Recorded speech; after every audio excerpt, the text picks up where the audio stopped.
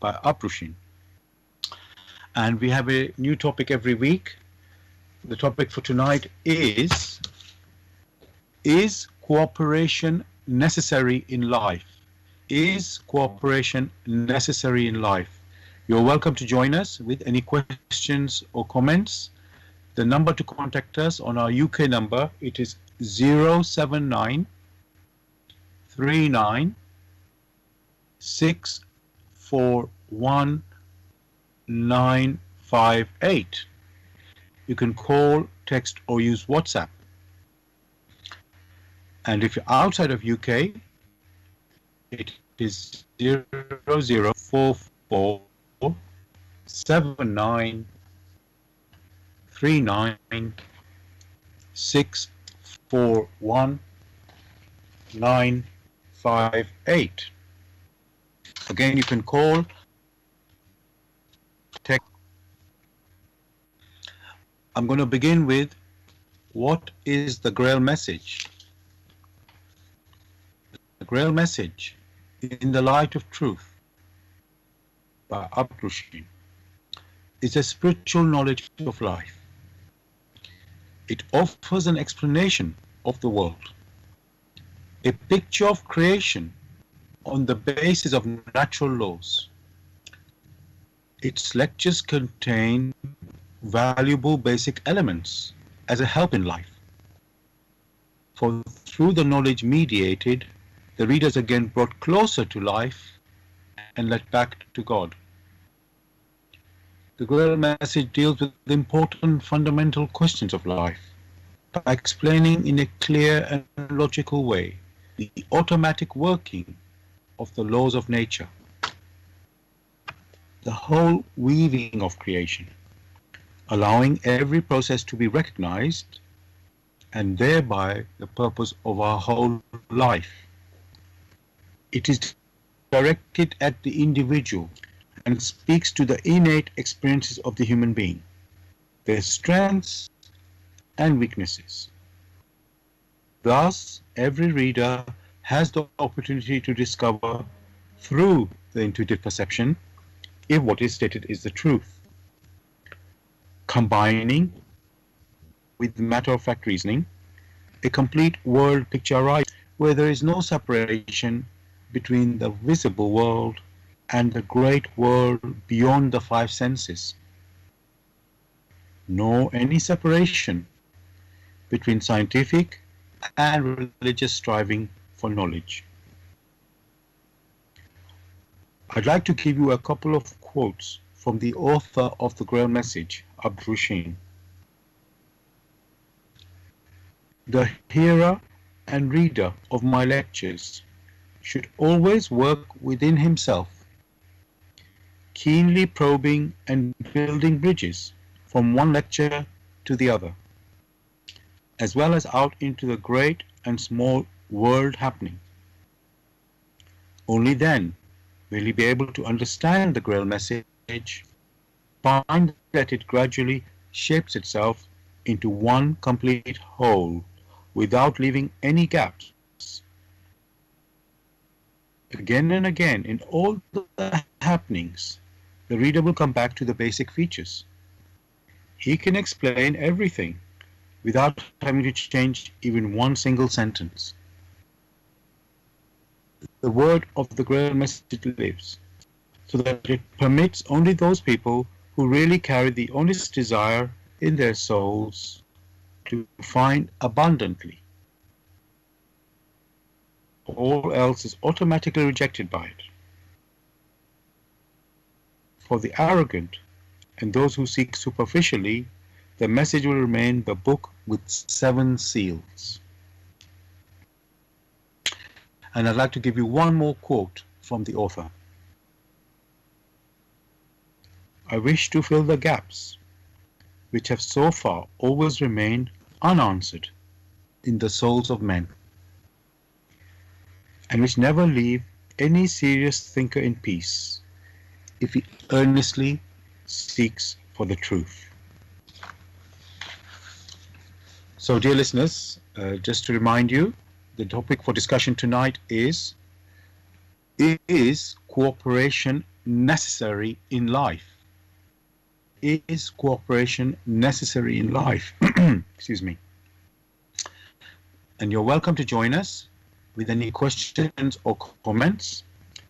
The number to contact us on our UK number, it is 079 39 641 958. You can call, text, or use WhatsApp.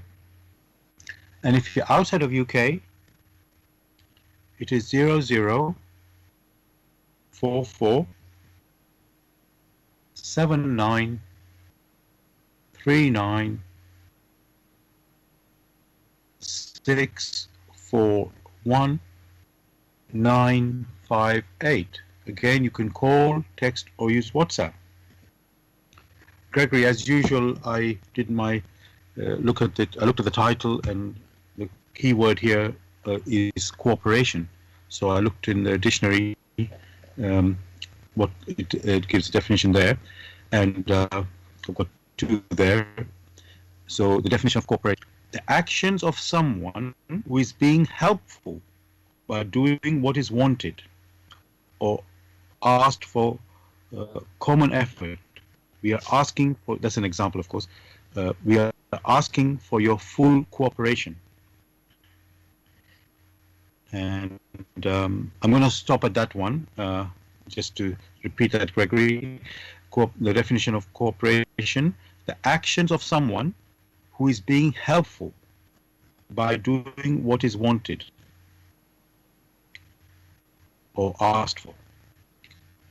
Gregory, that definition, is that a good definition of cooperation?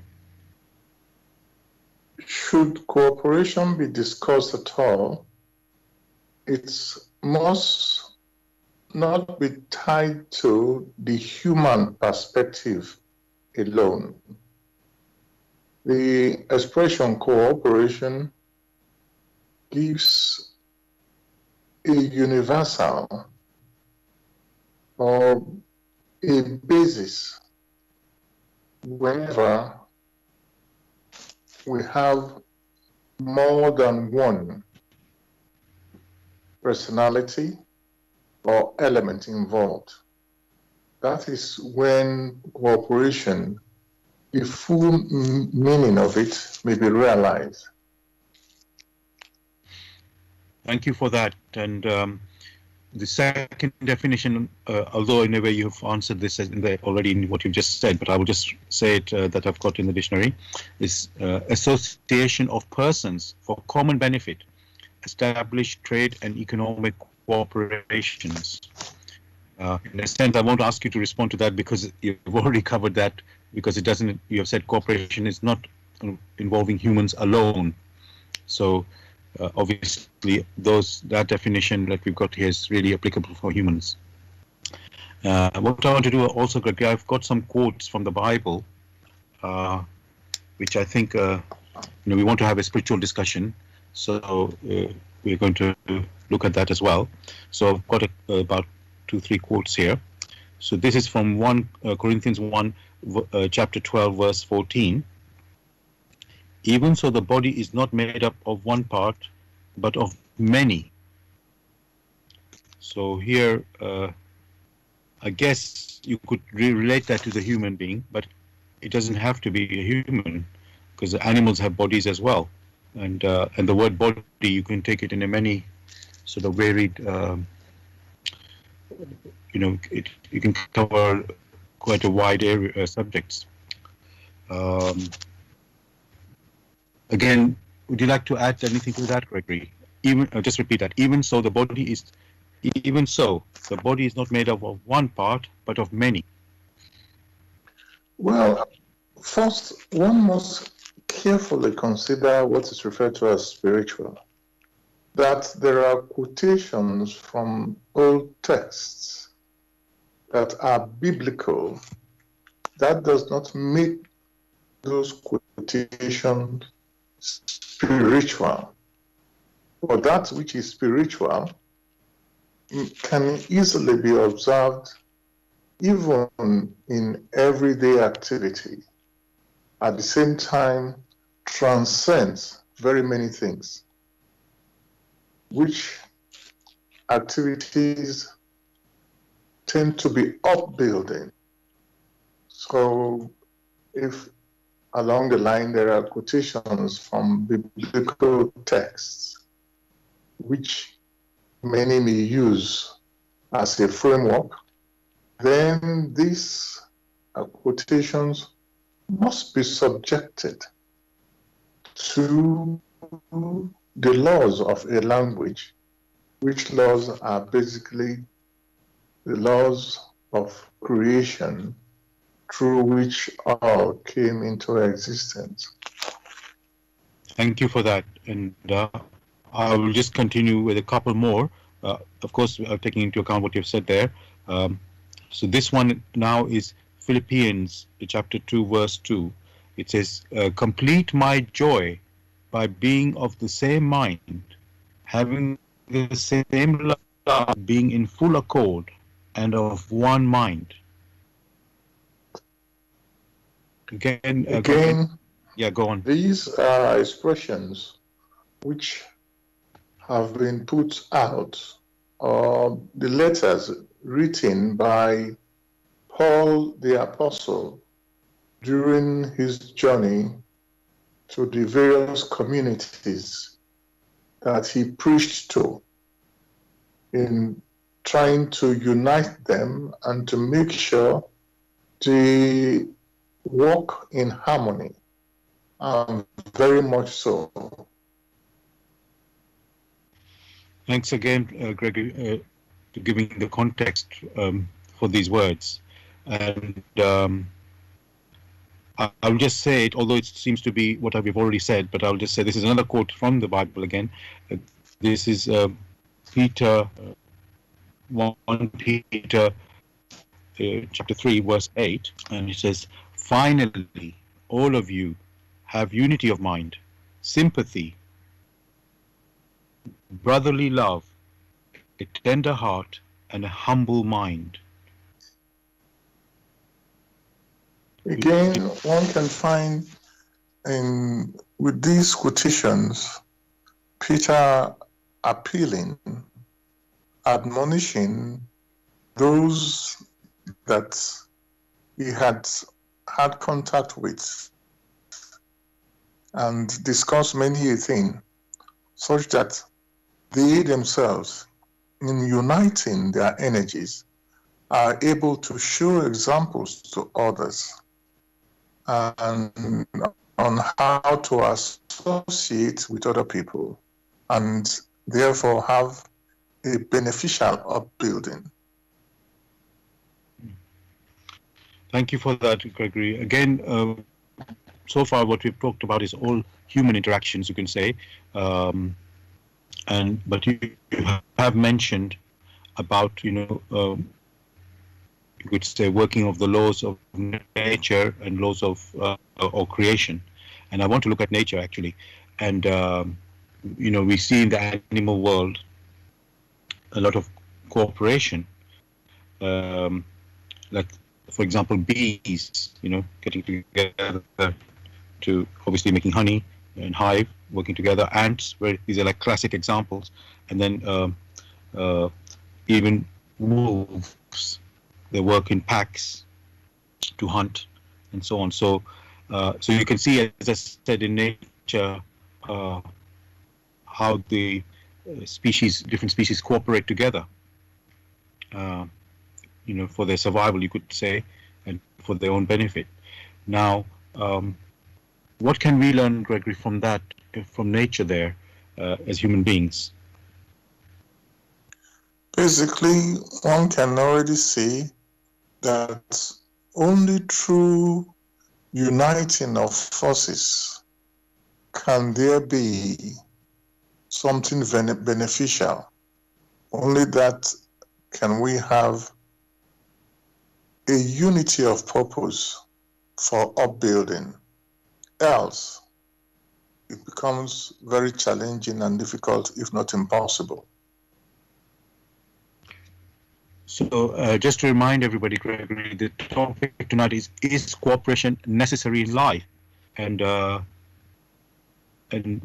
everybody, if you look from a human being, people are individual and they are coming from a family. It's like you can't completely cut yourself off as an individual from, let's say, your community. So, and yet, Gregory, although this is not the main topic of tonight's discussion, everybody also has free will. As a human being, we have free will, and which means free thinking and so on. And we know from basically life, there's no two people who think the same, or each one is an individual. So when it comes to working together, in cooperation, as we've been talking in tonight's topic, does it mean there has to be a balance of some of our individual wishes and then against, not really against, but working as I'm going to say the word community, and I can't think of a better sort of phrase now. So, Greg, so my question is, Gregory, we human beings are individuals with free will, and we have our own wishes, and then we live in a community which has, let's say, its own wishes. And so is there a balance, Gregory, we need to strike between the individual wishes and the community wishes? It must be well understood that when that expression cooperation is used, it has to be understood intuitively. One may give a very simple example. In one's house or in one's property, there is enough space to park one's car. However, consider when you now move into the road nearby. If there are no rules on how one should drive, one can immediately picture the catastrophe that is brought about. So you find if you have to travel from one place to another, you are not the only one in the universe or the only one in the community. The key word here is that of shared space. Whenever you have shared space, then rules must be applied to ensure that all those cooperating or all those involved in that shared space may continue with their activities without harm to the other. Even if each personality involved in that shared space has their own free will. For if the first person can drive on the left, drive on the center, and drive on the right, and the second person can do as they wish, then one may only picture the type of catastrophe which will abound in that scenario. So cooperation first applies basically to shared space. Secondly, one may also consider that each personality hasn't got all the skills to live in a community. Each personality has areas of specialty. So the doctor is not the pharmacist, is not the newsreader, is not a master of everything. Even if there is pretense, will the doctor operate on himself? Will the doctor now say, oh, fair enough, I want to have an operation on myself and set these things? And one can now imagine the catastrophe. However, one was born here on earth.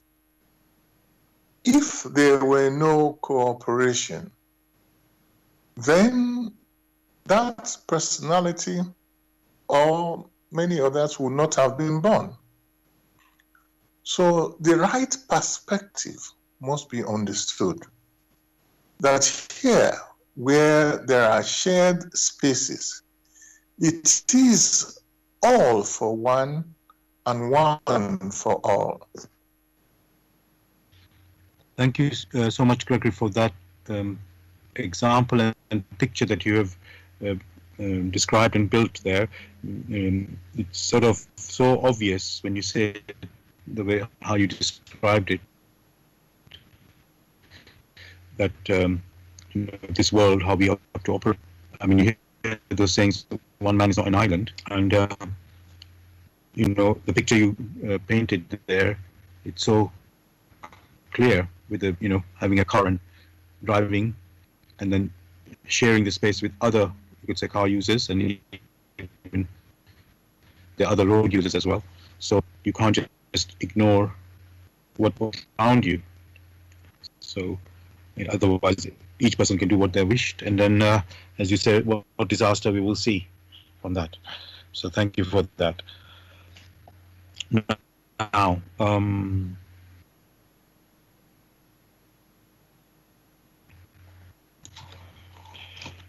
I want to use some,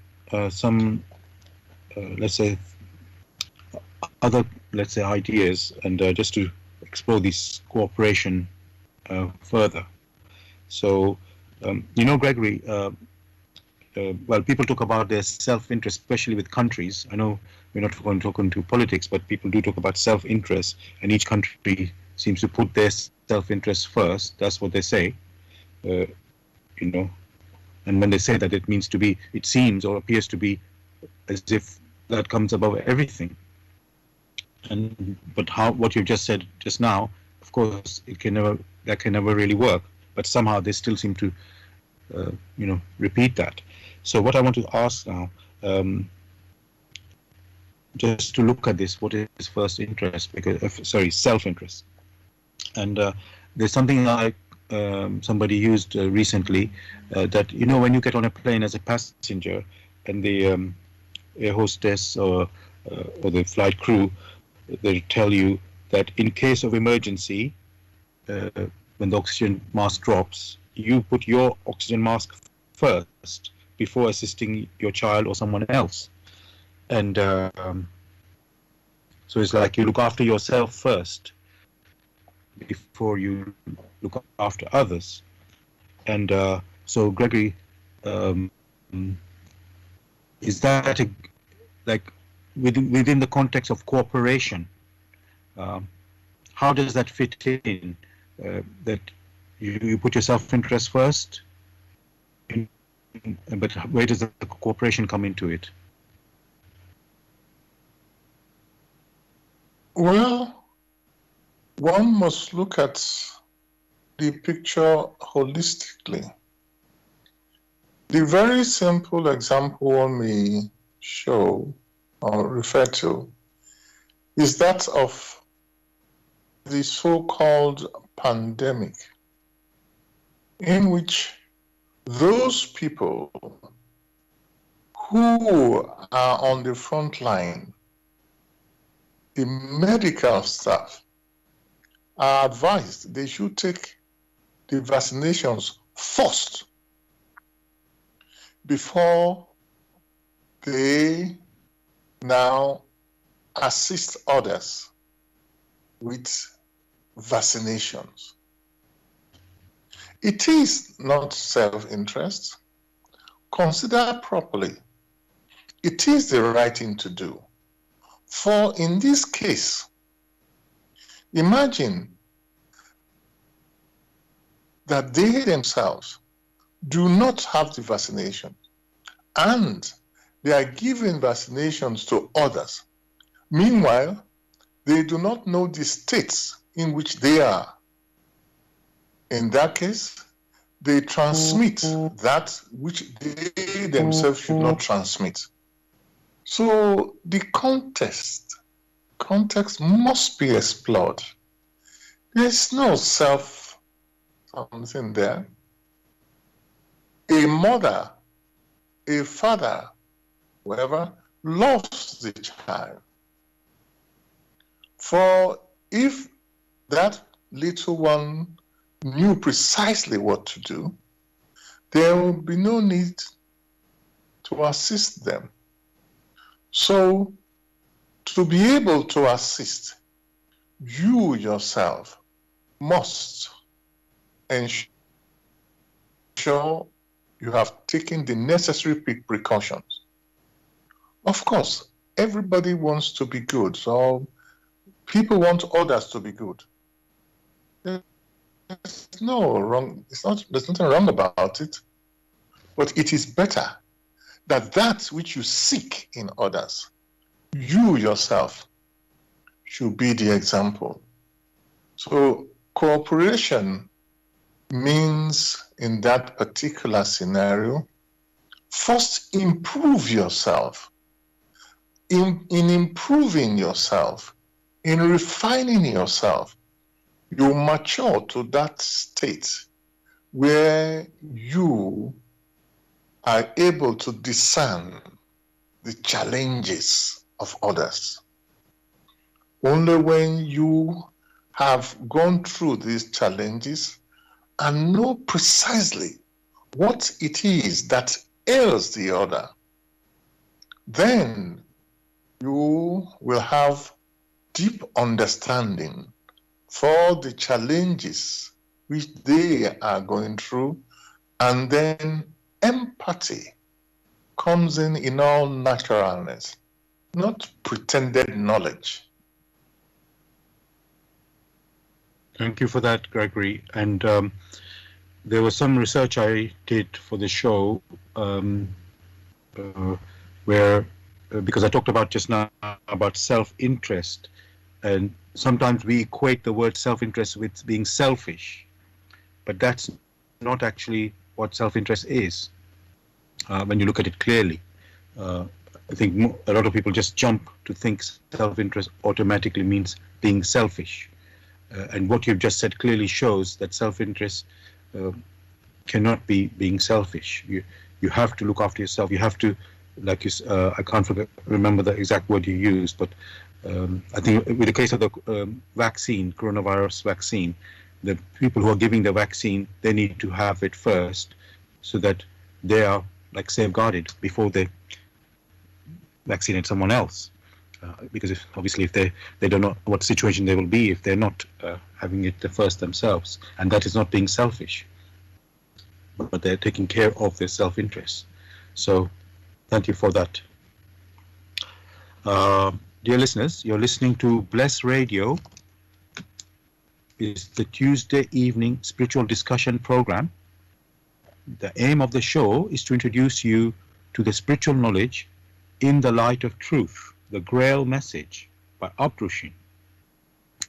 And if you're interested in knowing more about the Grail Message or want to get a copy for yourself, you can go to this website, which is www.grailmessage.com. I'll spell that, www.grail, Grail, message, MESSAGE.com. And also, just to know this anyway, but we are broadcasting on Bless Radio 1, the number 1.com, blessradio1.com. Also on YouTube, we are live. So that's two words: Bless Radio 1 space live stream. And if after the show, in fact, the next day, you can always listen to the replay, which is on YouTube. So go to youtube.com and then in the search box type Bless Radio 1. That's one word, the number one, space Grail Message, and then space the topic of the show, the title, which is tonight, is cooperation necessary in life? Is cooperation necessary in life? And I invite you, listeners, to join in the discussion with any questions or comments. The number to contact us on our UK number, it is 079 39 641 958. You can call, text, or use WhatsApp. And if you're outside of UK, it is 0044 79 39 641 958. Again, you can call, text, or use WhatsApp. Now, Gregory, talking about the coronavirus, which is very current, there's quite a few things, because it's like 1 year, at least in UK, you could say, that the coronavirus hit us. And I just wanted to, I was watching a TV program yesterday where they were showing how it was at that time in UK. And, it was new. People didn't know how to react to it. They didn't know what the virus could do and how to protect themselves. And in this program, it's a police emergency program, and people ringing the police asking, is this okay? Is that okay? Can I do this and that? And even the police didn't know exactly how to reply. But one thing we did notice was, Gregory, suddenly there was a panic, and people were, let's say, running after in the shops for toilet roll and pasta and some things, and these were running out. And there was like a greed. And of course, other people were missing out. Because of that, the shelves were becoming empty. So again, Gregory, and then also, Gregory, just to show the other side, so that was like you could say the bad side of humanity, but there's also the good side, because there was also a shortage of PPE, and let's say some people were suffering with food shortage and stuff. So there were people, individuals, you could say, making PPE. They just had some clothing and some clothes to do that. Whatever talent people had, they were trying to contribute. And at some restaurant, I believe, were even offering free food to people who needy people. So, Gregory, I'm mentioning that because that's you could say the example with the coronavirus, how people were acting. There was a cooperation going on in the community, and there was also some selfish greediness.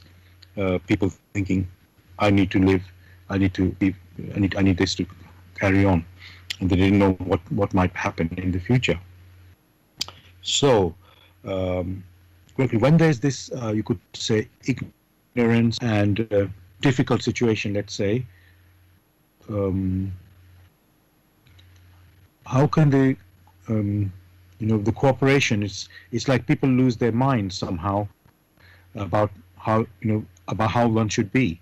So, is there a way, Gregory, that we can always be calm, no matter how difficult the situation is, and so that the cooperation can still happen?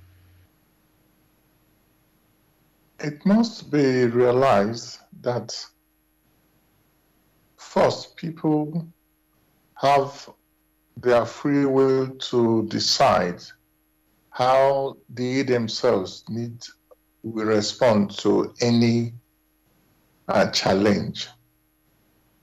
And at the same time,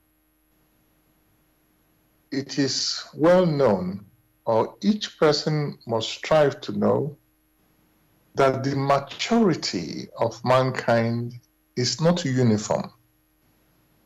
there are some that are more matured than the rest. And to attain to that level of maturity, in order to be able to cooperate with the rest, one must be engaged.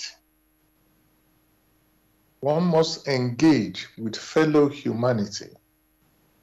Only in that way will one then understand what the challenges there are, and therefore learn to adjust himself or herself.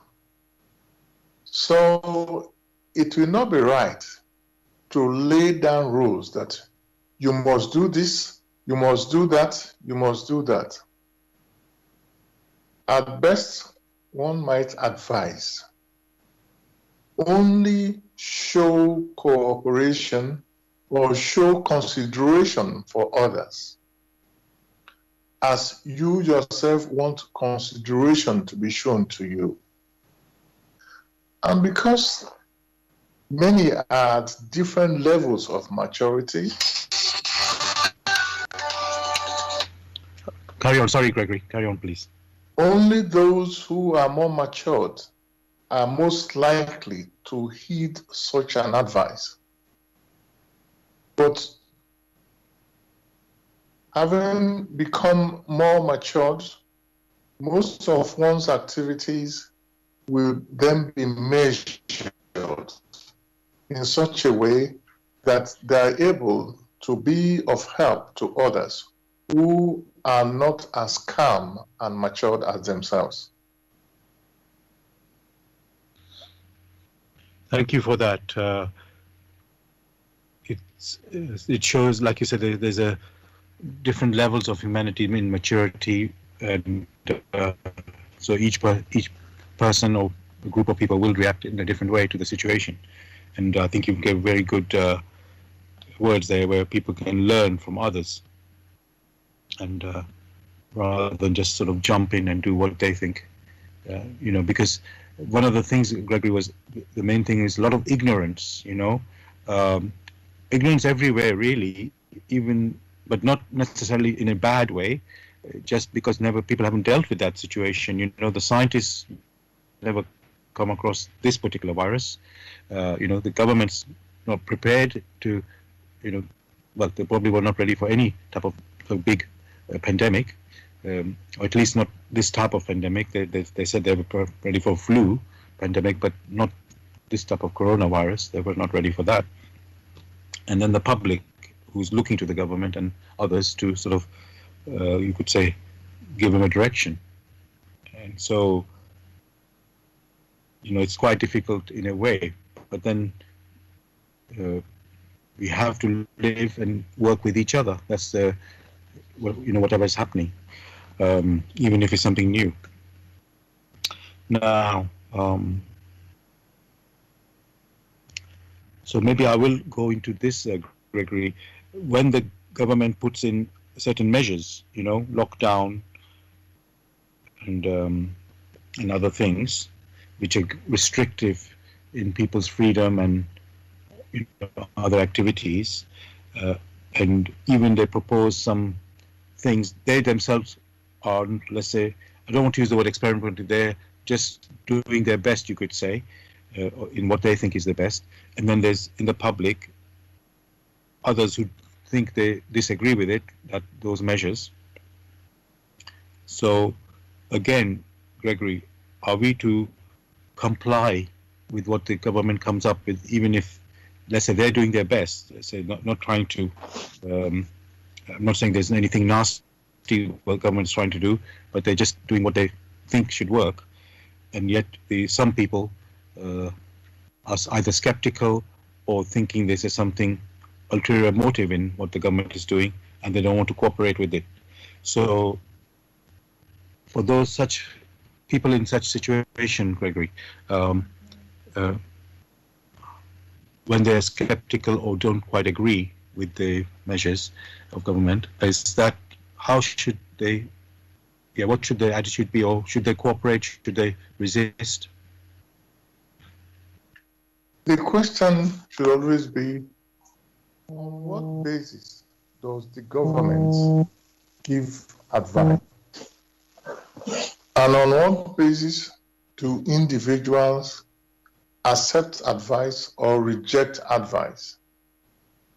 Many a time, particularly with reference to this pandemic, what has been observed is that the properties are similar to that of flu,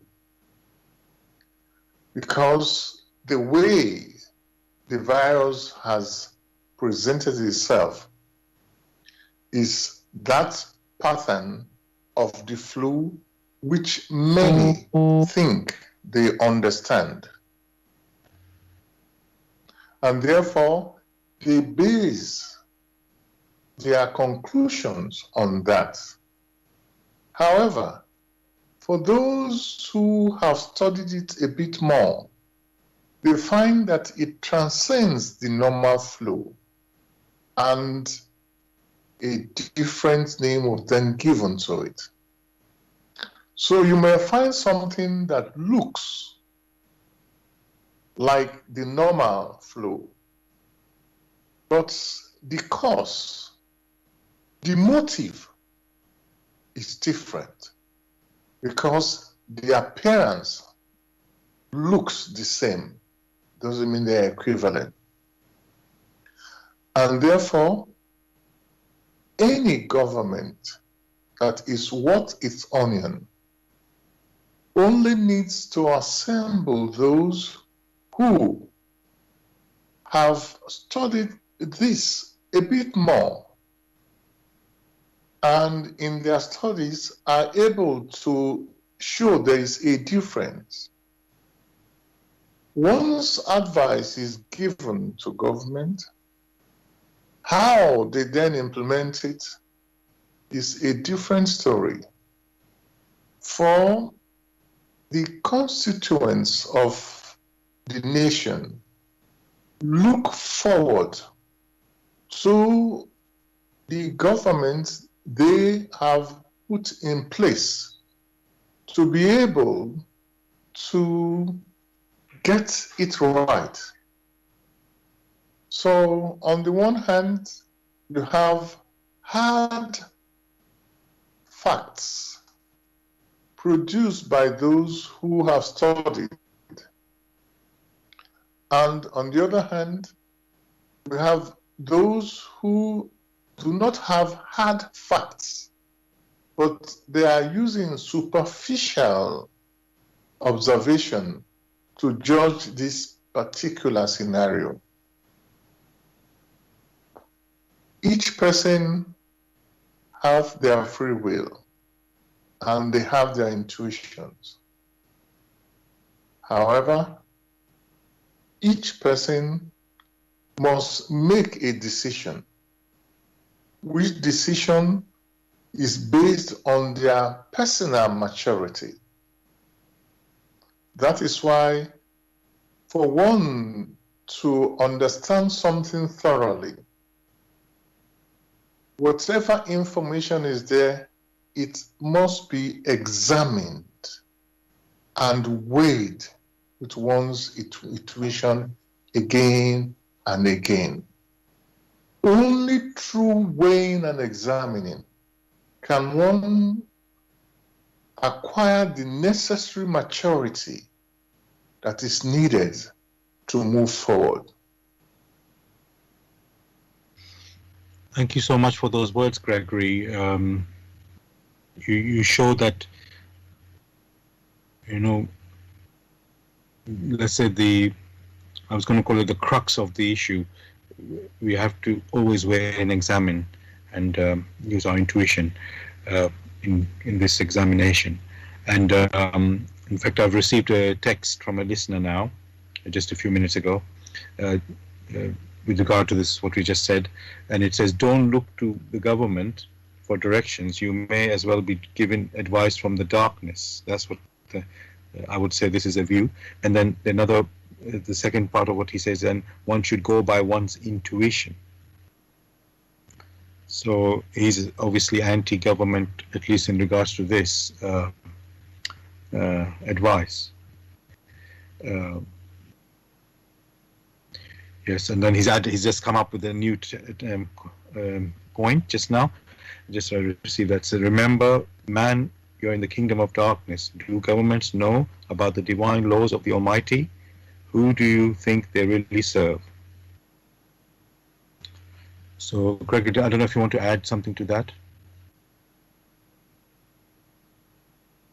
One should never forget that you should not expect from a person or a group of people or a government, you should not expect from them that which they are not yet capable of. And if they do not have the right knowledge, it would be wrong to expect from them the right knowledge. At best, they can only pass on to you that which has been passed on to them. And it is hopeful that they themselves understand what they are talking about. Thank you for that, Gregory. That was very helpful, I would say.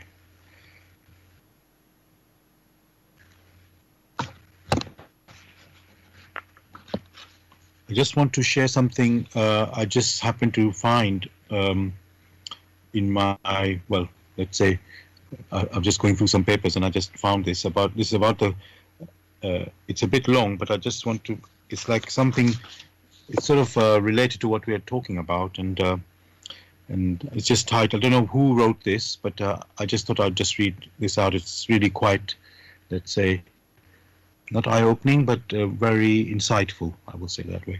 So, and it's titled, What is the Corona COVID-19 virus really teaching us? I'm a strong believer that there's a spiritual purpose behind everything that happens, whether that is what we perceive as being good or being bad. And as I meditate upon this, I want to share with you what I feel the Corona or COVID-19 virus is really doing to us. It is reminding us that we are all equal, regardless of our culture, religion, occupation, financial situation, or how famous we are. The disease treats us all equally. Perhaps we should too. If you don't believe me, just ask Tom Hanks. It is reminding us that we are all connected, and something that affects one person has an effect on another. It is reminding us that false borders that we have put up have little value, as this virus does not need a passport. It is reminding us, by oppressing us for a short time, of those in this world whose life is spent in oppression. It is reminding us of how precious our health is and how we have moved to neglect it through eating nutrient-poor manufactured food and drinking water that is contaminated with chemicals upon chemicals. If we don't look after our health, we will of course get sick. It is reminding us of the shortness of life and what is the most important for us to do, which is to help each other, especially those who are old or sick. Our purpose is not to buy toilet roll. It is reminding us of our materialistic society that has become, and how, when in times of difficulty, we remember that it is the essentials that we need, food, water, medicine, as opposed to luxuries that we sometimes unnecessarily give value to. I'm going to stop at this last one. It is reminding us of how important our family and home life is and how much we've neglected this. It is forcing us back into our houses so we can rebuild them into our home and strengthen our family unit. Gregory, obviously this is a reflection of someone who's, I mean, in a way, this COVID has been like a wake-up call for how we've been living, and we've been forced to sort of forced to change our ways, you know, and so even though it has been tough, it's like bringing good values into the forefront. So I just wondered if you wanted to add anything to what I've just read out there, Gregory. Nothing much other than each personality must always remain vigilant. Vigilance of the highest order. Vigilance not only intellectually based on what we perceive with our senses or the five senses, but vigilance also in one's intuition in such a way that the personality matures when he uses his intuition in cooperation with the intellect in such a way that they will be of benefit to the personality. If one observes very carefully, almost everyone at the beginning considered this virus to be equivalent to common colds. In all understanding, because they had similar features. However, for those who have spent a bit more studying it, they find that that is not the case, that it was deadlier. So many should learn the necessary lesson that things are similar or they have similar features. It doesn't mean that the driving force in the background is the same. It happens everywhere. So the error of a wrong determination is always there. That only through one's intuition that is alive, not just accepting the facts of yesterday, but re-examining through the facts that one has collected, allowing the intuition to have a free rein. Only through such an activity can one come to a better perspective on how one should respond to challenges. Thank you for that, Gregory. And, right now they have found some vaccines or developed some vaccines which are, getting out into the world slowly but surely in some places. Others is going quite fast. And it's almost like this is being treated as if it's a cure. The jab is the cure, for the pandemic. And then, as we've seen, as soon as the jab came out, there became other variants of this coronavirus coming, and then they're starting wondering, is that going to work with this same jab, or can they adapt the jab for this new variant? So my question, Gregory, is, can people, governments or organizations, can they sort of solve this pandemic or eliminate this pandemic through a jab, basically? Is that like the sole way? Because it seemed to be seen as a savior, but I'm not sure the reality is that way. The experts have already made it very clear that a combination of things they put forward will be helpful. It may not be 100%, but will be helpful. Consider there were other diseases in the past: measles, cholera, there were all sorts. They were not cured in 1 second, nor in 1 day, nor in 1 year. For these are iterative. You do the best you can. And if there are variation, you deal with the variation. So it would be out of place to respect those in the medical profession all of a sudden, whilst doing the best they can, they automatically find a solution which, takes care of everybody. Again, each person have their free will. Why can't they follow the simple rules which has been put forward to break the transmission? Many refuse. They had doubts because they called it common codes, and yet the facts are there that people are dying. Now, some vaccine has been found. They still have doubts. One should never forget, each personality have their free will to listen, to examine, or not to examine, or how to examine. The will to decide is never taken away. Only in the process of examination of facts can one come to personal conviction.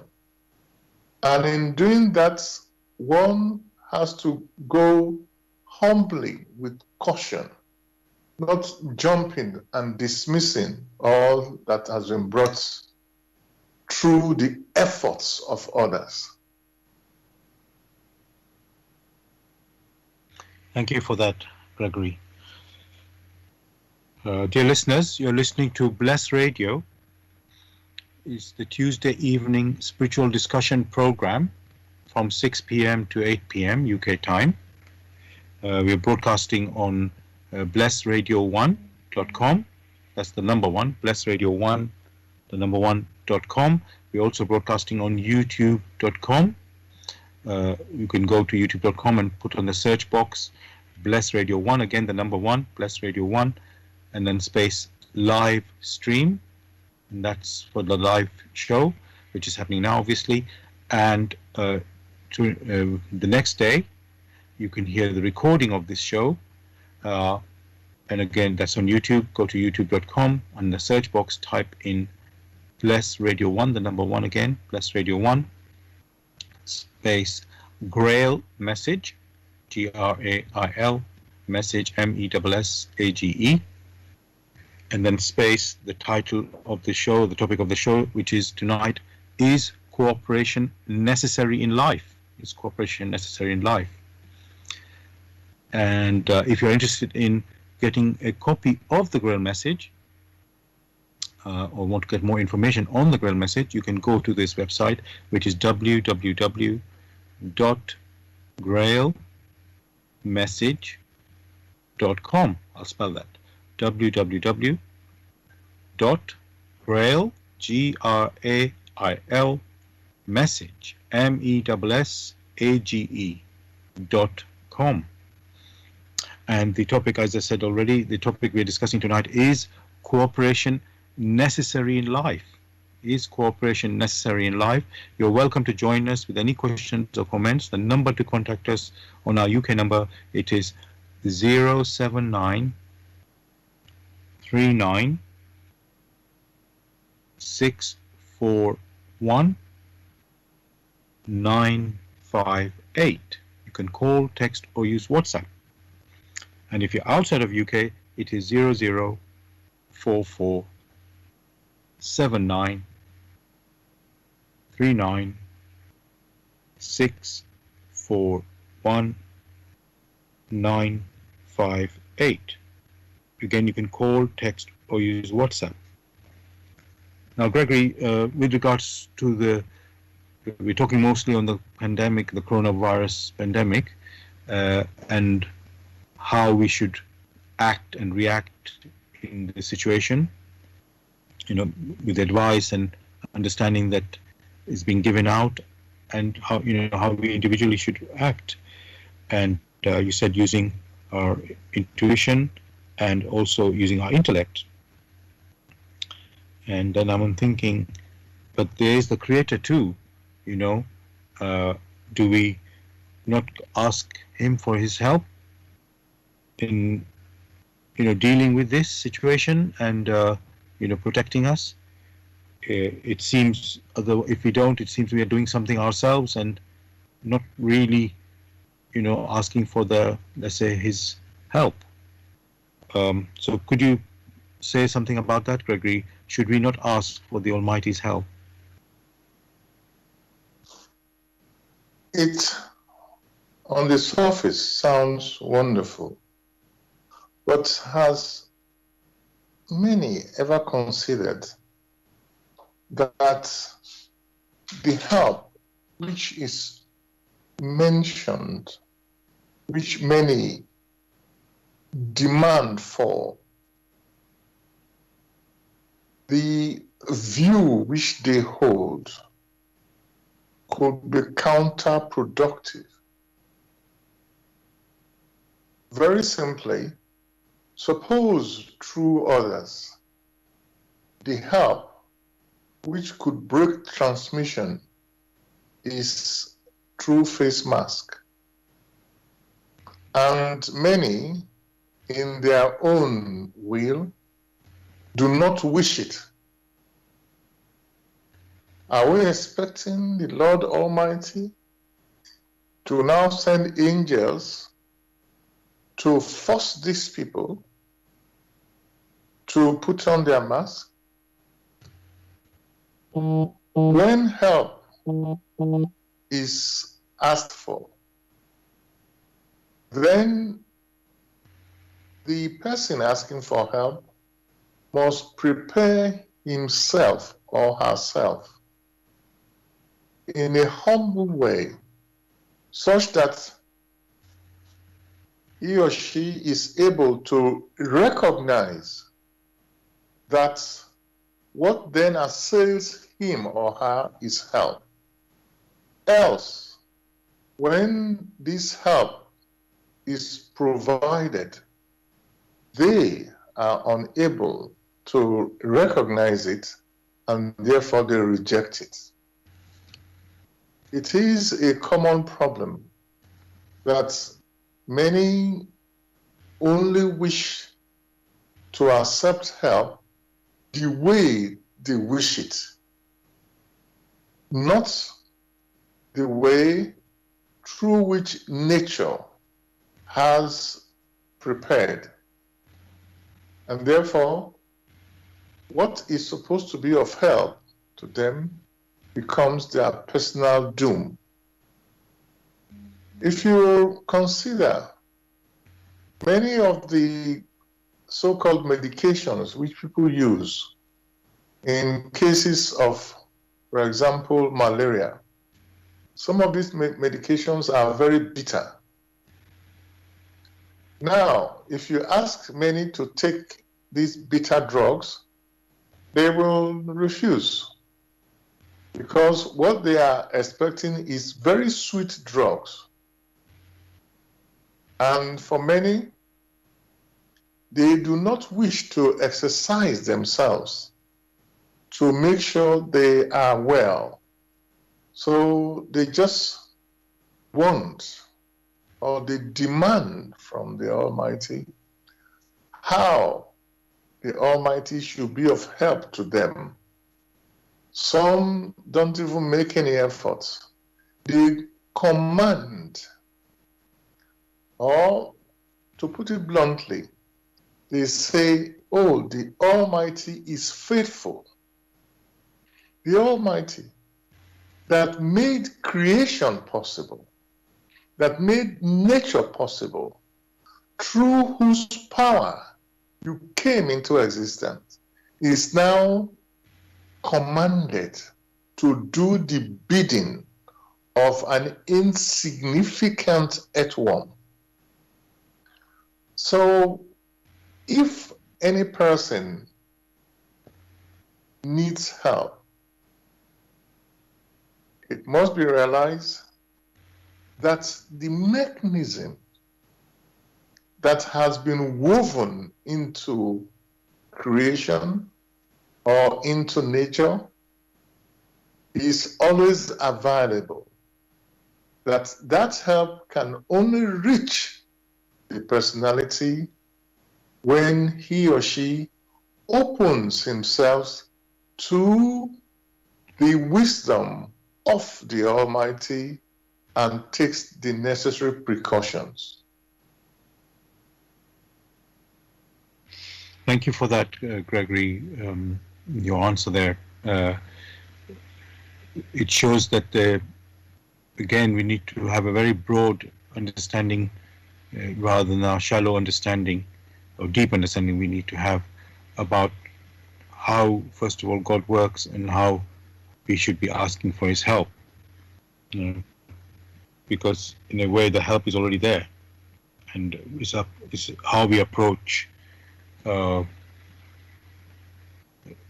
It's our approach that makes the help work for us or not. And so, let's say, jumping to God, saying, begging, or whatever word people might want to use, that is like not taking your own responsibility and not realizing that actually we can do something about the situation if we allow that to work within ourselves. Thank you for that. Greg, I want to move on to another type of cooperation, in life, which is relationships between, in a family or in a couple, and obviously wherever there's two or more people and you want to do an activity together, you can have more than one opinion or understanding, and yet you still want to do whatever activities together. So now there's something I hear a lot, Gregory, that we should compromise.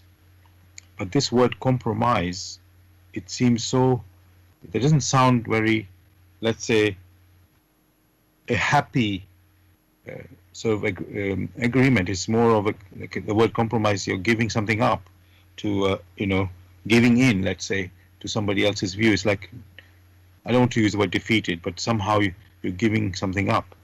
And so, and one person normally giving up, and then the other person getting, in quotes, their way. So, and yet that is, and we're talking about cooperation. So, just to first check, actually,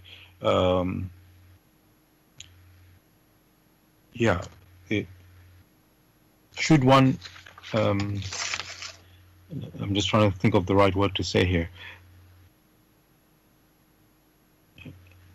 So, is compromise a way forward? Is that a way forward to, do some activity together?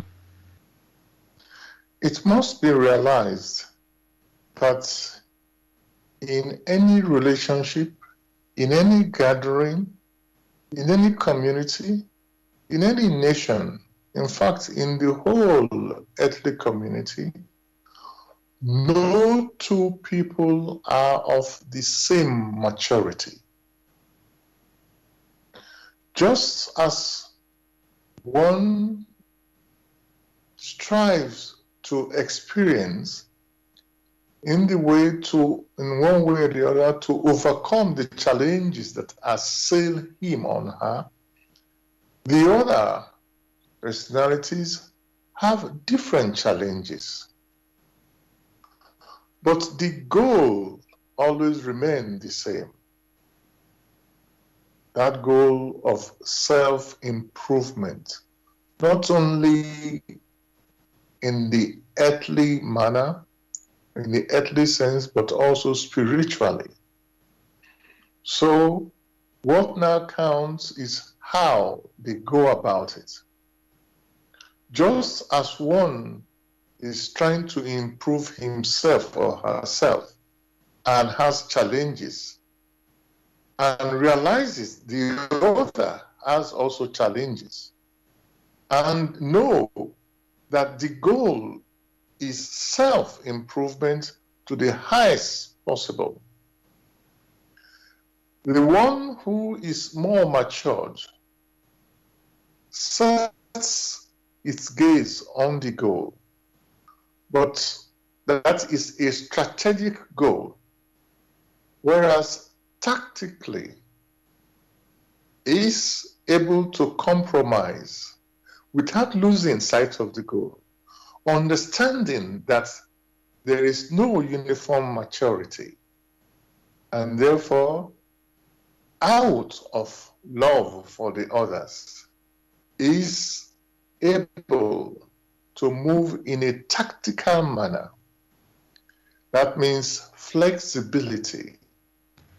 So what many may refer to as compromise is flexibility, but the goal, the high goal, always in sight, is never forgotten, because he or she knows the variations in human maturity.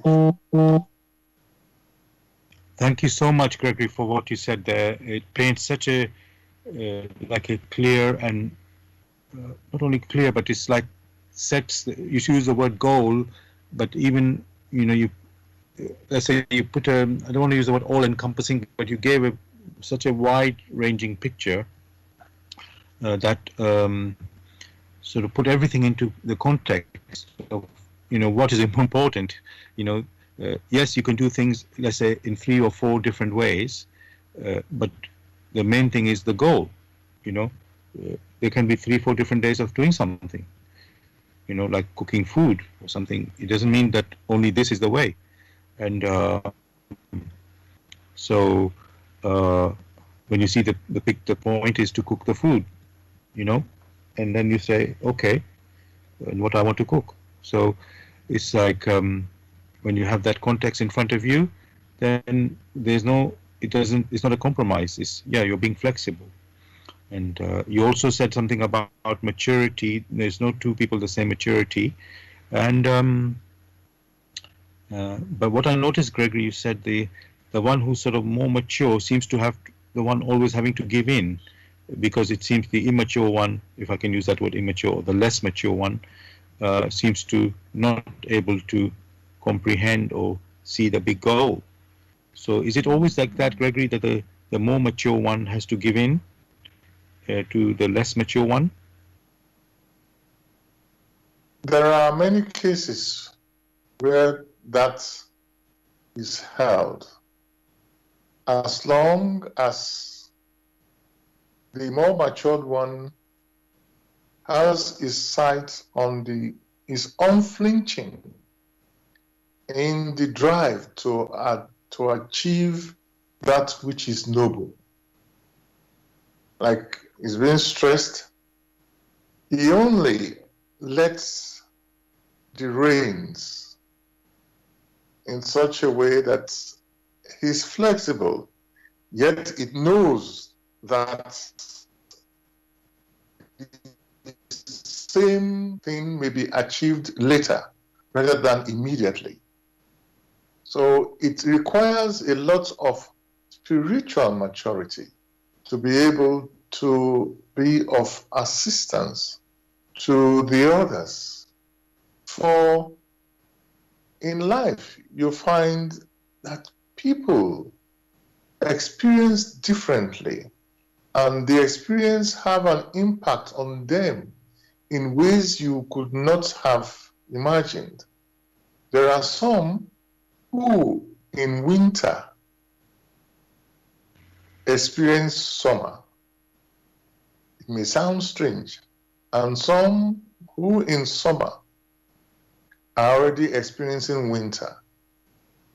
This always happens when a person has had to go through some very hard experiences, some hardship.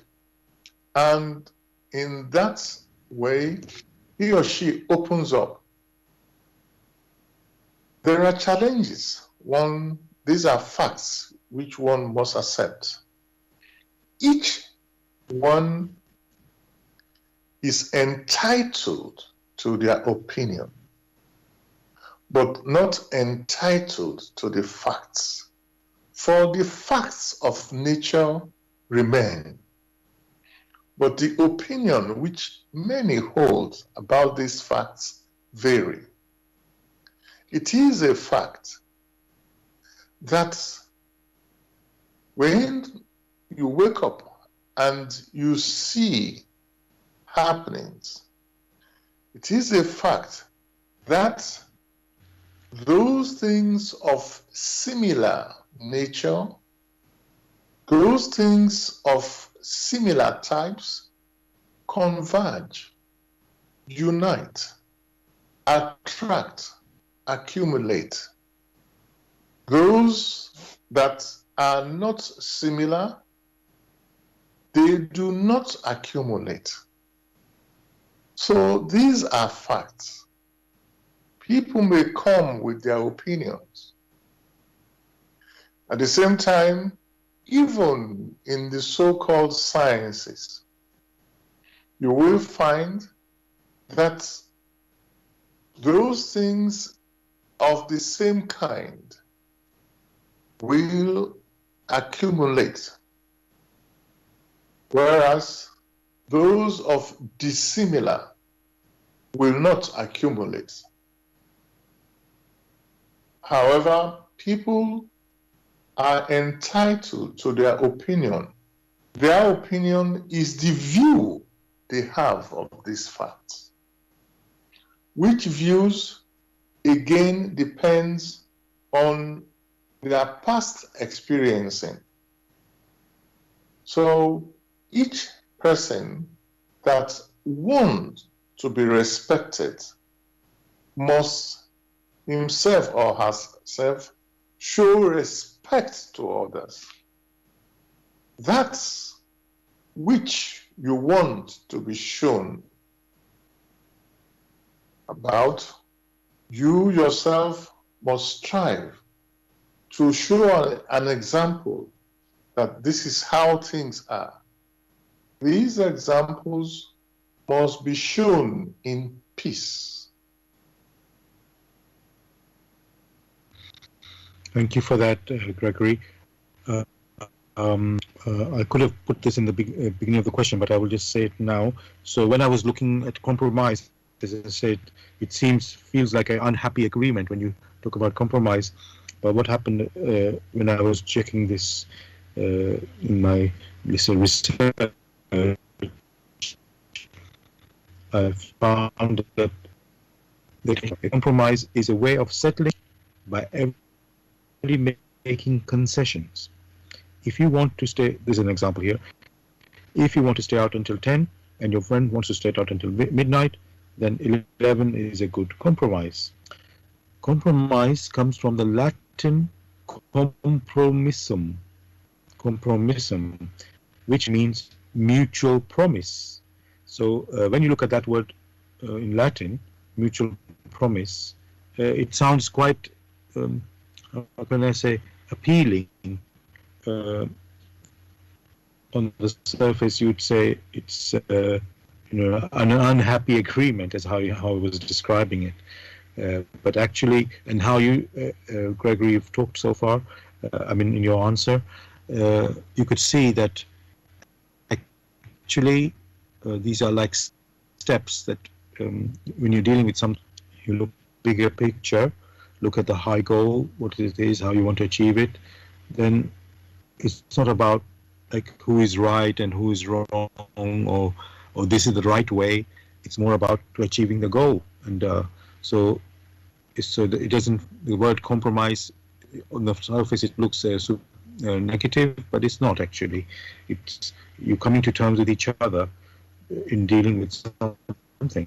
So it's actually a process, you could say. And then the so-called negative sensing of it wouldn't be there anymore, because you know what you do, why you're doing it. So yeah, thank you again, Gregory, for your answer. It's more like a piece of luggage which need to be taken from one place to the other. The distance could be about 10 kilometers, and yet there are only two of you. And you then said, okay, the goal is that this piece of luggage must arrive at this other point, which is the goal. And you now have to come to a compromise. Okay, I will take it for maybe 1 kilometer. And if the other person is not very strong, you say, okay, after 1 kilometer, I can only do for half a kilometer. And you keep discussing. Because you want that particular luggage to get to the final point, you now have this discussion of cooperation, each according to their abilities. And in such a way, you will get there. Sometimes you find, even in a family, a child had to be taken care of, and the child said, please carry me. I cannot make it all by my own. And then the father takes the child for a long distance, they take a break, and the mother takes. This is compromise. There's nothing wrong about it. This is being flexible. For the goal must be unflinching. Thank you, Gregory. Again, what you have just clarified really the crux of this issue is being flexible, but the target, and that's what you always aim for this, and then everything else is part of the journey to get there. So thank you for that. Now, Gregory, I want to look at nature again, and you know, well, at least Charles Darwin came up with the theory of evolution, which he said it was survival of the fittest. You know, so the most strongest or the fittest species would continue to survive. And I'm wondering, Gregory, if that applies to the human being as well, that the fittest and the strongest human beings sort of continue to exist, whilst the weak ones suffer. And I've got a sort of a follow-on from that, but I just want to start with that first. So is that something applies to us, Gregory, about this nature being survival of the fittest? Does that apply to us human beings as well? The language of Charles Darwin has been interpreted that way. In evolution, what Darwin found, the facts, is that of adaptation. Adaptation to be able to survive in the given environment. That if you do not adapt your activities to suit a particular environment, then you cannot survive. In all clearness, here we are in the so-called pandemic, and many simply have been asked to wear masks to be able to survive in the environment. There are many who refuse to. That means they do not want to adjust their activities to be able to survive and move forward. In all naturalness, they are likely to sort of pick up this virus, and if their internal systems are not robust enough, they go. This is caution. So if that language is reframed, that for one to be able to move forward and evolve means you move in such a way as to be able to survive for the future, for continuity. then the challenges which accost you, you have to be able to adjust yourself to find a solution. From that perspective, what Charles Darwin meant is common sense. Or is it expected that those people who refuse to wear their mask and who go to areas where the pandemic is very common and who also are weak in their internal system, do you expect them to be able to survive when their systems cannot withstand the challenges of the COVID? So it all depends on how these things are framed. When it is said survival of the fittest are those who are able to adjust and orientate their way as to find solutions to the challenges that accost them. Those are the fittest. Whereas those who refuse to find new ways in moving forward, of course, will perish. Thank you for that, Gregory. What you just described, certainly in my head, the word fit for purpose, or the term fit for purpose, came into my mind.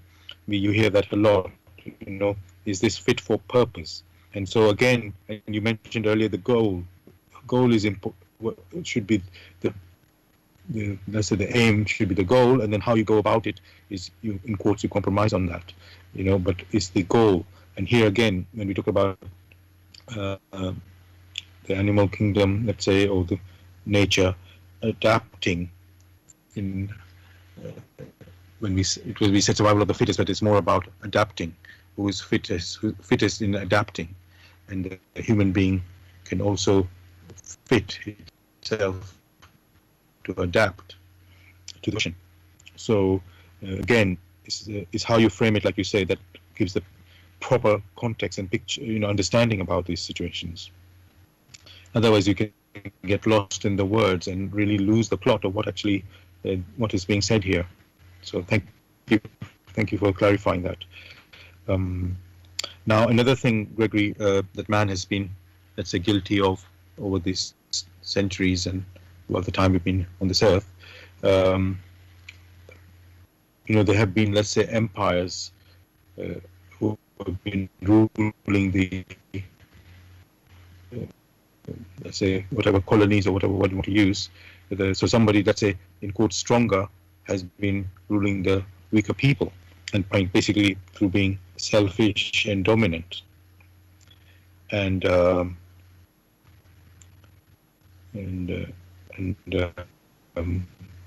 I'm using this. Well, I'll just give one example. It doesn't mean it's focusing on that, but it can be, because it can apply to other countries as well. So we know Britain had his empire, and in the days of his empire, that is, and it was powerful and dominant, and it was thinking, okay, to stay in charge, to stay in this powerful position, they must keep the enemies or the people they're ruling weak. And then they came with the phrase came up: divide and rule. That if you are divided, then it's let's say if the rulers can divide you, then they can rule easily. And so again, I won't pick anything specific example, because I think people are familiar with it already.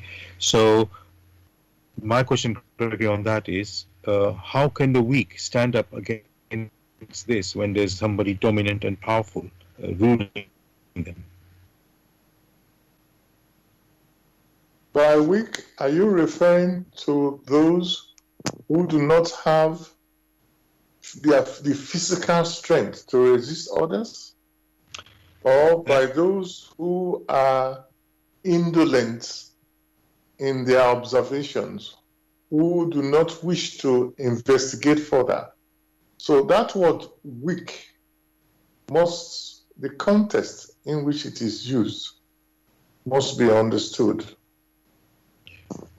Okay, so in this context, I was referring to the weak being I'm sorry, I've forgotten exactly the word you spoke, but not the second second term you used, but the first one where they're physically weak, you can say.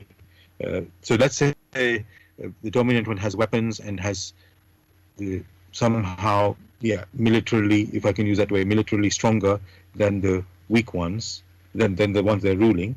So because there's been many situations, especially with the empire, where the rulers are in less number than the actual population that they're ruling over, and so on the surface it looks like when the such a few people can dominate over something there's like 10 to 1 at least or more than their number.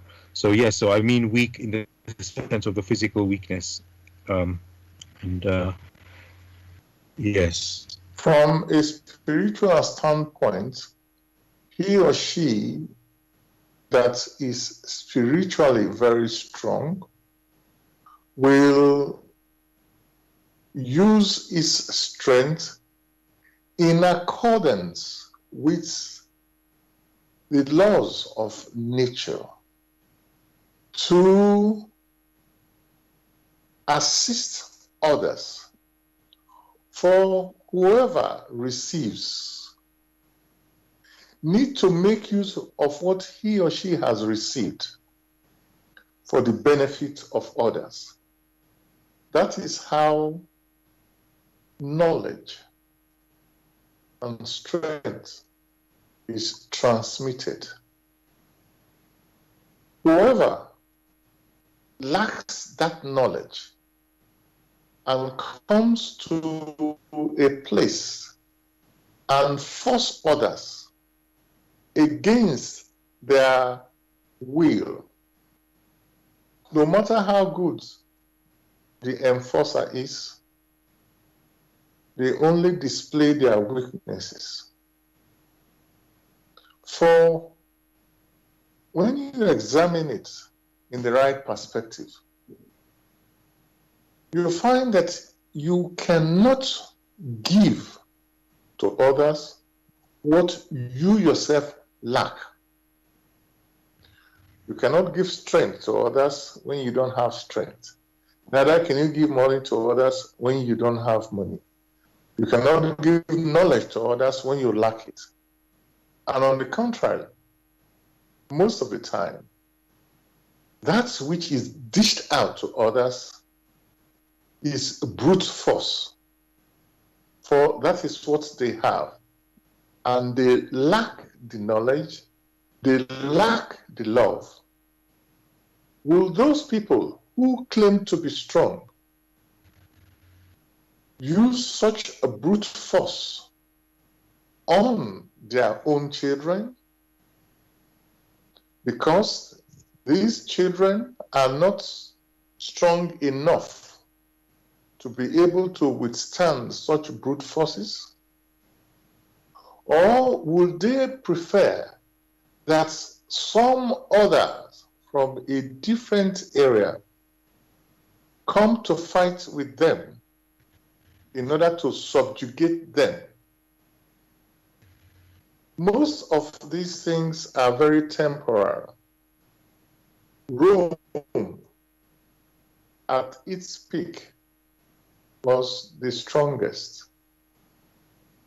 And in doing that, they brought their own civilization to the places where, in quotes, they conquered.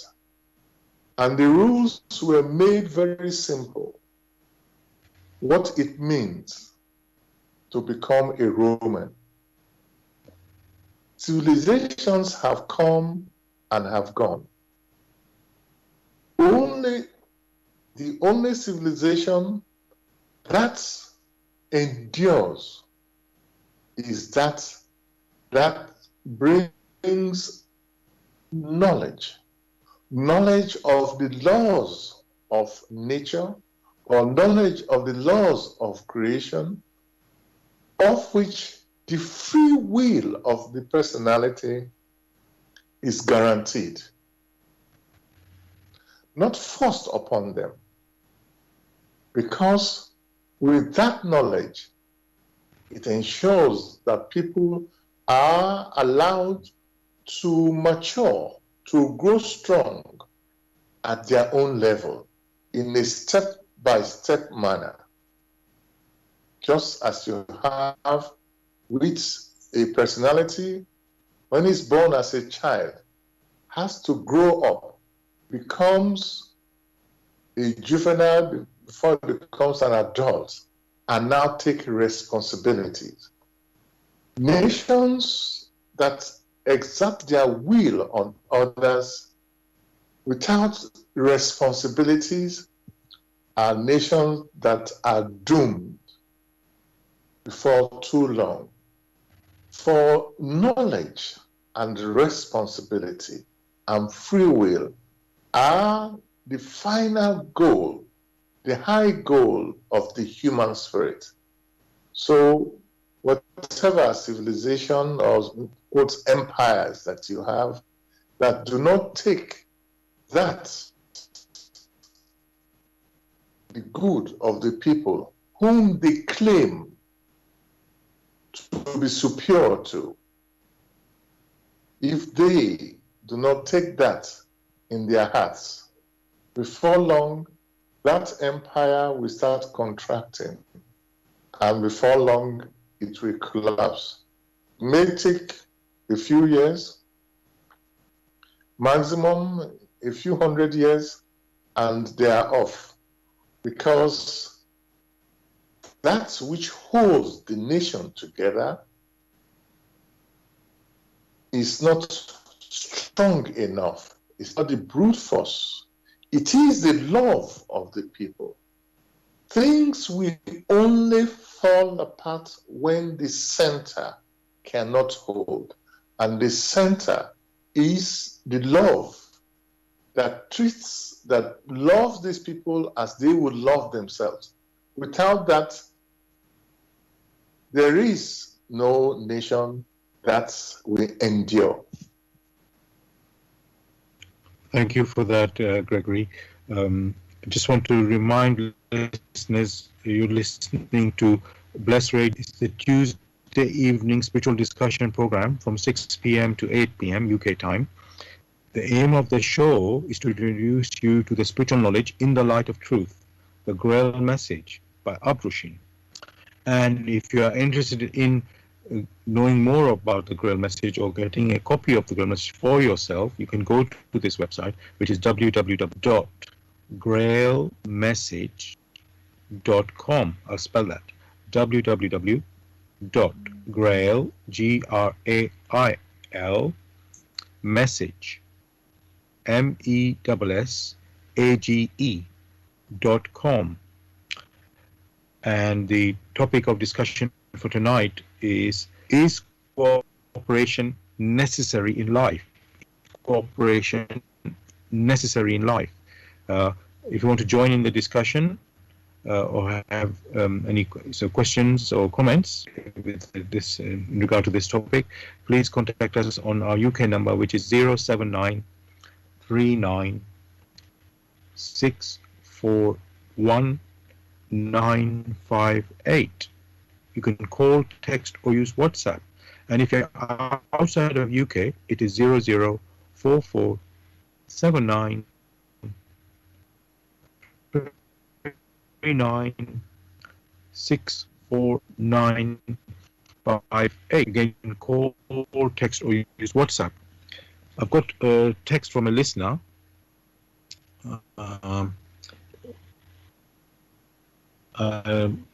Let me just find that one moment. Yes, there we go. A comment, I will say, did Christ tiptoe around the Pharisees? No, he saw them for what they were, devils. And have things improved in the world since those days? Only a fool thinks that only a fool would sin such evil. Only a man who cannot and will not perceive intuitively in this world which in its present state is an abomination. Sorry, I can't read that properly, say the word properly. Abomination. So, again, I'll just take this to refer to in a moment. To do with what Christ said. So maybe I'll just read that immediately, Gregory. So this is the question I have. My previous question was divide and rule. That's what some people had that philosophy, but this is what I found. What Jesus said, and I've got. Let me just use one of the references because let me see. So this one is in Mark chapter 3, verse 25. And Jesus speaking, and if a house be divided against itself, that house cannot stand.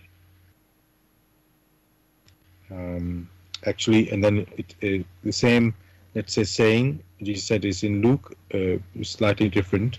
Say Luke chapter 11, verse 17. It says, "But he, knowing their thoughts, said unto them, Every kingdom divided against itself is brought to desolation, and a house divided against a house falleth." So, Greg, I want to ask you, what do we do to stay united? We should be of one faith? So what should we do to stay united? Should we be of one faith? The question of faith, which is now, in quotes, tied to religion, has been the challenging factor. When Christ was asked that question, he answered, "Love thy neighbor as thyself." And of course, the question went forward, and who is my neighbor? And Christ painted the beautiful picture. And when he finished, he told them, "Go thee and do likewise." And therefore, because he himself is the personification of divine love, he is able to paint the picture precisely of how things should be, what love is. Not the coveting love that is mentioned nowadays. It is that which strive to build up in the sense that you yourself have a goal. That is the goal of self-refinement. That is spiritual refinement, so that whatever you do will be of benefit not only to yourself, but to others whom you share the same space with, whom you share the earthly space with, whom you share the ethereal space with, and whom you share the spiritual space is. After all, you are not alone. You are not the only personality who needs to aspire to the noble goal of self-improvement, knowing fully well that the personalities which talents need to be developed, just as you have, so also the other person. And if you are at an advantage or at a higher point, you yourself are able to receive of the goodness which permitted you to attain to that level. As you are at that level, there are some others who may be at that level or at a lower level. just as you have to aspire to receive of the radiations that assail you such that you are able to make progress. You yourself have received in that sense, and whoever has received needs to make use of that goodness that they have received and on to others, such that in doing that you feel lighter and you can ascend higher. That is the goal for everyone. That is the love which is being mentioned. For in striving to do that, you come across certain challenges in which you do not find the answer easily, just like others. And when you then strive to find an answer, you share with the others, just like Paul and just like Peter. So the teachings of Christ never tied itself to the opinions of men, but had the goal of spiritual enlightenment and spiritual maturity. That's what's demanded. Thank you for that, Gregory. I've got a question from a listener. But it seems we have covered it in your answer. I'll just say the question because in a way we can just repeat the part of your answer that you've already said. How does cooperation make things much easier from both a spiritual sense and an earthly standpoint?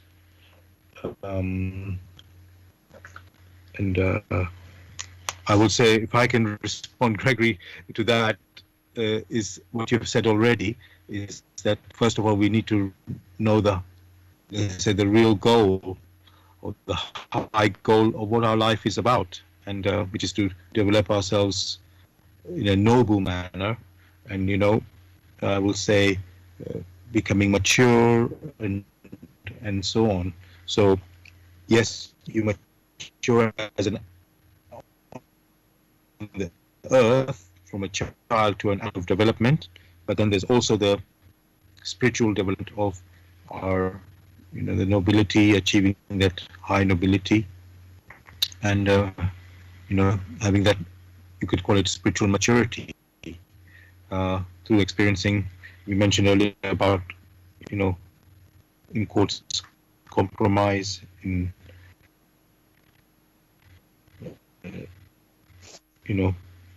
with any situation, aware of the high goal that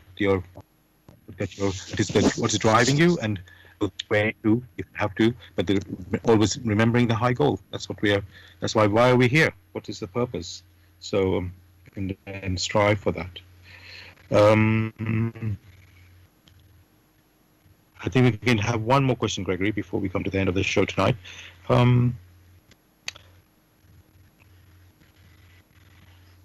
So, the world we live in is quite competitive. There's a dog-eat-dog world.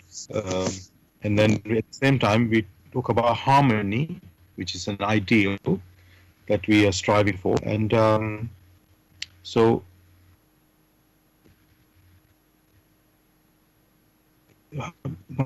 in a way, my question is quite funny on that. So, is Gregory, is competitive world like compatible with being in harmony, or is that something not compatible with being in harmony?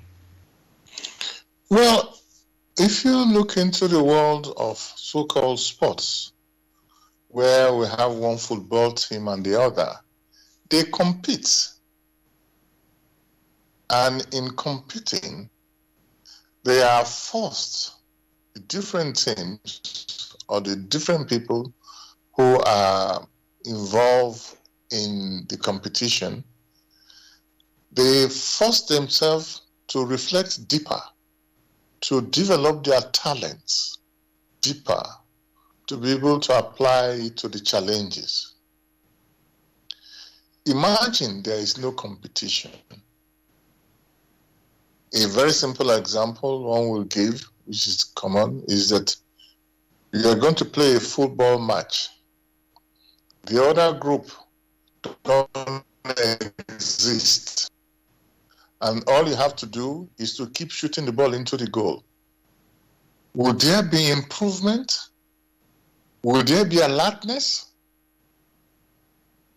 Everything will now come to a quick breakdown. So, in the lives of many on earth, they need to strive for that which is noble. They need to refine themselves. And one of the best help you can have is your neighbor.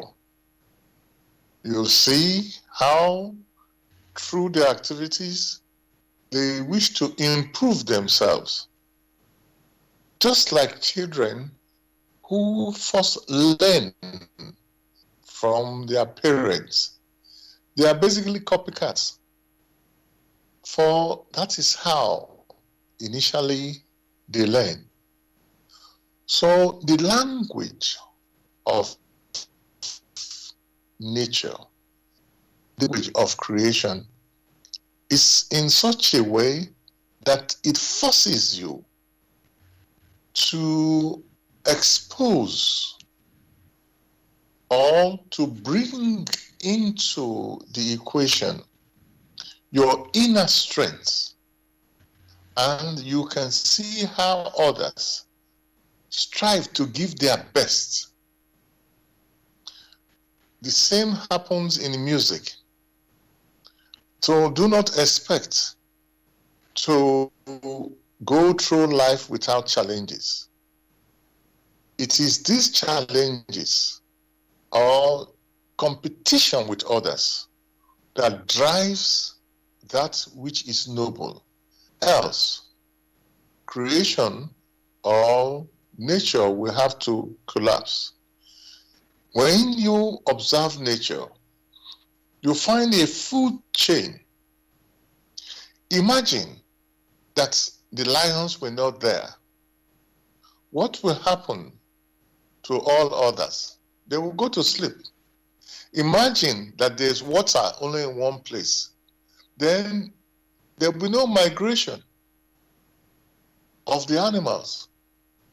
Imagine all that they need in that is in one place. Then there will be no movement. They will just eat and sleep. Imagine you don't have to go out. In your house, you have everything. How would you then exercise your body? So many should not consider the, in quotes, warfare that entails that there is fierce competition is evil, but it is very helpful.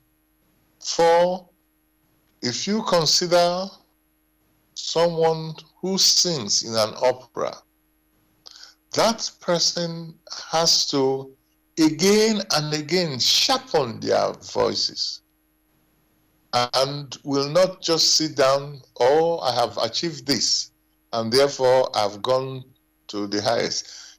Before long, some other person will come. And that is how you find it in the sciences. That is how you find it in the arts. So one has to be grateful there is that fierce competition that keeps the human spirit alive, that keeps the body strong. All these challenges only help to strengthen the human spirit. Thank you, Gregory. That's a really great answer, I will say, to that question about competition and harmony. Dear listeners, I'm going to read some part of the Grail Message. Actually, it's the beginning of the Grail Message for you to share that with you, and it's called For Your Guidance. The bandage falls, and belief becomes conviction. Liberation and only in conviction. I'm addressing earnest seekers only. They must be willing to examine this matter objectively. Religious fanatics and irresponsible enthusiasts may hold aloof, for they are detrimental to the truth. As for the malevolent and prejudiced, they shall find their sentence in the very words. The message strike only those who still carry within them a spark of truth and the yearning to be true human beings. To all such, it will become the shining light and star. It will lead them out of all the chaos of present-day confusion. The following word does not bring a new religion, but is intended as a torch to help all serious listeners or readers find the right path, which leads them to the longed for height. Only he who bestirs himself can advance spiritually. The fool who uses extraneous aids for this in form of ready-made opinions of others only walks his path as if on crutches, while ignoring his own healthy limbs. But the moment he boldly uses all the abilities which lie dormant within him, awaiting his call to help in his ascent, he is employing the talent entrusted to him in accordance with his Creator's will, and will easily overcome all obstacles that seek to. Therefore, awake. Genuine faith lies only in conviction, and conviction comes solely through an inflexible weighing and examining. See that you are truly alive in the wonderful creation of your God, Aprushi. So, dear listeners, I was just reading you from the Grail Message in the Light of Truth, For Your Guidance, which is the beginning of the Grail Message. So, and just if you're interested in getting a copy of the Grail Message or want some more information on the Grail Message, you can go to this website, which is www.grailmessage.com. That's www.grailmessage.com. Gregory, we've come to the end of the show tonight, so would you like to say a few words to the listeners? Wish them a beautiful week. Okay. And from me, thank you, listeners, for joining us tonight. Hope you found it interesting. The topic was, is cooperation necessary in life? And we'll be back again next week, Tuesday, UK time, 6 p.m. to 8 p.m. With another topic. All the best, everybody. Have a great week. God bless. Take care.